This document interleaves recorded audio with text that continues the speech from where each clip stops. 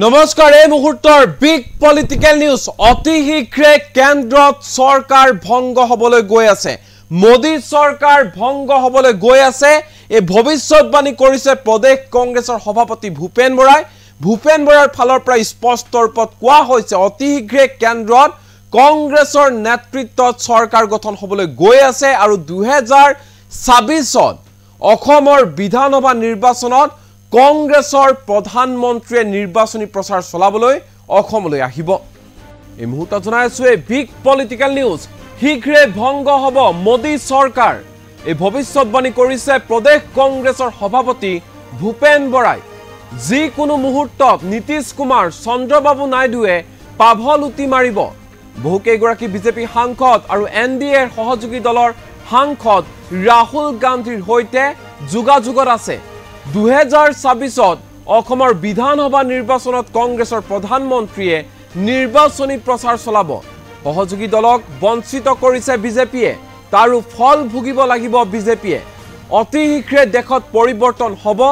India এলায়েন্সৰ চৰকাৰ গঠন হ'ব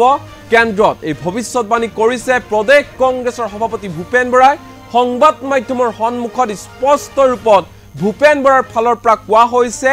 যে শীঘ্ৰে কেন্দ্ৰত ভংগ হ'বলৈ গৈ আছে মোদী চৰকাৰ আৰু যিকোনো মুহূৰ্তত নীতিশ কুমাৰ আৰু চন্দ্ৰবাবু নাইডুৱে পাভলুটি মাৰিব আৰু তাৰ ফল ভুগিব বিজেপিয়ে আৰু ভংগ হ'ব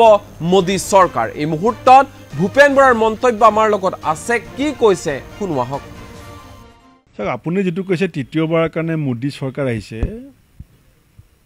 যদি আপুনি ৰাজনৈতিক বিশ্লেষণাত্মক দৃষ্টিভংগীৰে চাই আপুনি দেখিব এইবাৰ দেশৰ মানুহে নিৰ্বাচিত কৰিছে বিৰোধীক এইবাৰ বিৰোধী দলটোক ৰাইজে নিৰ্বাচন কৰি পেলাই সদনলৈ পঠিয়াইছে শাসকীয় দলটোৱে আগতে যেনেকৈ শাসন কৰিছিলে ৰুল কৰিছিলে এইবাৰ ৰুল কৰিবলৈ দিয়া নাই এইবাৰ গভৰ্নেন্স কৰিবলৈ দিছে চৰকাৰ চলাবলৈ দিছে বৰঞ্চ RSS প্ৰধানে ক'বলগীয়া হৈছে যে বিৰোধীক এতিয়া আৰু শত্ৰু বুলি নাভাবিব কাৰণ বিপদত পৰিব কাৰণ কংগ্ৰেছৰো আজি তাৰিখত 40খন আসনে দৰকাৰ আৰু 40খন হ'বৰ কাৰণে মানে পাল্টুৰামে যদি আৰু এক পাল্টি মাৰি দিয়ে কি হ'ব আপুনি কওক মই নাম দিয়া নাই পাল্টুৰাম বুলি তেওঁ গোটেই বিহাৰত পোষ্টাৰিং হৈছে যে পাল্টুৰাম এটা পাল্টুৰাম মানে যদি পাল্টি মাৰি দিয়ে কি হ'ব চন্দ্ৰবাবু নাইডু ডাঙৰীয়াৰ বহুত ইতিহাস আছে নীতিশ কুমাৰ ডাঙৰীয়াৰ ইতিহাস আছে নিৰ্দলীয় দুজন সাংসদে ইতিমধ্যে ৰাহুল গান্ধী ডাঙৰীয়াক লগ ধৰিছে আপোনালোকে গম পায় নাপায় নাজানো মহাৰাষ্ট্ৰৰ এজন সাংসদে লগ ধৰিছে লাডাখৰ এজন সাংসদে লগ ধৰিছে এতিয়া এইকেইদিনতে দুজন সাংসদক মই ৰাহুল গান্ধীৰ কাষত দেখিছোঁৱে অসমতো আমাৰ দুজন সাংসদ আছে এজন UPPLৰ এজন AGP তেওঁলোকেওতো দেশৰ বতাহটো গম পাই আছে বতাহে যে সুত সলাইছে সেইটো UPPL আৰু AGPওতো গম পাই আছে আপোনাৰ মিজোৰামৰ MP জন বিজেপি নহয় মেঘালয়ৰ আৰু এজন MP আছে বিজেপি নহয় ছিকিমৰ MP জন বিজেপি নহয় ত্ৰিপুৰাত এজন MP আমাৰ কংগ্ৰেছ পৰিয়ালৰ গতিকে ঘটনা কি ঘটিব আজি আপুনি কৈ দিব নোৱাৰে মোৰতো দৃঢ় বিশ্বাস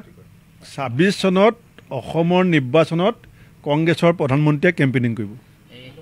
শুনক আপুনি শুনি লওক 26 চনত অসমৰ বিধানসভা নিৰ্বাচনত কংগ্ৰেছ দলৰ প্ৰধানমন্ত্ৰীয়ে নিৰ্বাচনী প্ৰচাৰ চলাব আমাৰ লগত আপুনি তাতে অনুমান কৰিব পাৰিব যে এইখনটো চৰকাৰত নীতিশ কুমাৰ ডাঙৰীয়া আৰু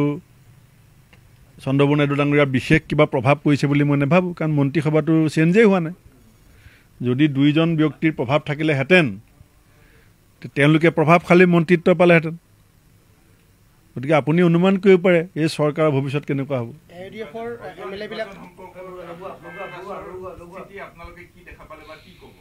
নাই স্থিতি স্পষ্ট আমি তেওঁৰ বিধায়ক পদ খাৰিজ কৰিবৰ কাৰণে কৈছোঁ আৰু তেওঁ বিধায়ক পদ আমি খাৰিজ কৰাম হয় স্পীকাৰৰ টেবুলত হ'ব নহয় বেলেগ ধৰণৰ ব্যৱস্থা ল'ব লাগিব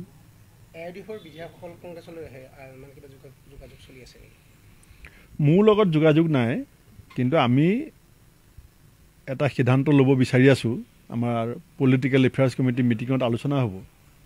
যে যিকেইজন AIUDFৰ বিধায়কৰ লগত যুঁজি আমি সেই সমষ্টিবিলাকত জয় সাব্যস্ত কৰিছোঁ এতিয়া আমি জিকাৰ পাছত হাৰি যোৱা বিধায়ককেইজনক ৰাজীৱ ভৱনত আনি পেলাই আমি কিয় গামোচা দিব লাগে এই বিষয়টো আমি দলৰ মাজত আলোচনা কৰিম